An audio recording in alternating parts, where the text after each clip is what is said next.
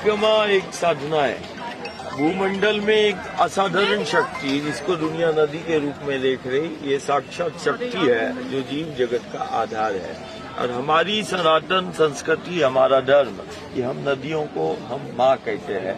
हमें तो गंगा के रूप में, नर्मदा के रूप में, गोदावरी, कावेरी के रूप में हमें वो शक्तियाँ प्राप्त है। दुनिया कहती है ये नदियों का देश है और हम कहते हैं ये शक्तियों का देश है। हमने गंगा को, नर्मदा को, गोदावरी, कावेरी, ये हमारे लिए नदियां नहीं, ये जीती जागती हमारे लिए शक्तियां हैं। और ये दुनिया में एकमात्र नदी के रूप में एक ऐसी शक्ति जिसकी व्यक्ति बड़ी उमंग उत्साह के साथ परिक्रमा करता है। मतलब दुनिया का वो असाधारण पथ जहाँ चलना साधना कहलाती है। एक ऐसी साधना जो माटी से, अपनी संस्कृति से और प्रकृति के निकट उस घर परिवार समाज को लाती है। 30 से 40 किलोमीटर, अब तो माँ जल का भी हम सेवन नहीं करते, हम वायु को ही आहार मान के चल रहे हैं और वायु परिक्रमा चल रही है। देखो विंध्याचल की सामर्थ्य चल रहा है, देखो ये पेड़ पहाड़ों की सामर्थ्यता है। ये माँ के आंचल में जो जल के रूप में है, ये जल नहीं, ये शक्ति है कि वो शक्ति की जल की एक एक बूंद में समाई शक्ति है। तो जहाँ ये साधना स्वच्छता, पवित्रता और संरक्षण, संवर्धन का संदेश दे रही है, वहीं देश और दुनिया को, गांव नगर को इस सनातन की जीवंत प्रामाणिकता को रख रही है। प्रयागराज महाकुंभ को लेकर देखो, कुंभ हमारा संस्कृति है।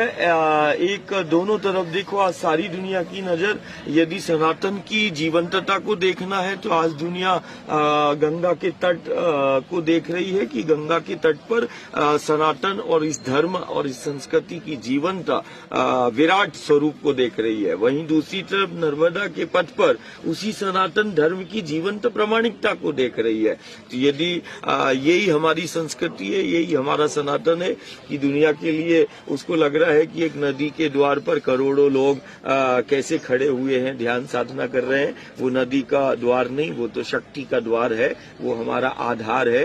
तो गंगा के पथ पर उसी सनातन की विराटता को दुनिया देख रही है और उसी समय इस नर्मदा के पथ पर उसी सनातन धर्म की जीवंत प्रामाणिकता को देख रही है। दुनिया देख रही है कि कैसे वायु पर चल रहे हैं, कैसे जल की कुछ बूंदों को ग्रहण करके चल रहे हैं। ये विंध्याचल सतपुड़ा की सामर्थ्यता है, ये सनातन की सामर्थ्यता है। और कहीं न कहीं ये साधना और ये व्रत उस सनातन धर्म और संस्कृति और माटी से जोड़ रही है। वहीं इनकी अविरल धारा को और इसकी निर्मल हो, इसकी धारा अविरल, इसकी धारा हो, जिसको हम गंगा नर्मदा कह रहे हैं, उसका संदेश भी दे रही है। और बहुत उमंग उत्साह से गांव घर इसमें जुड़ रहा है।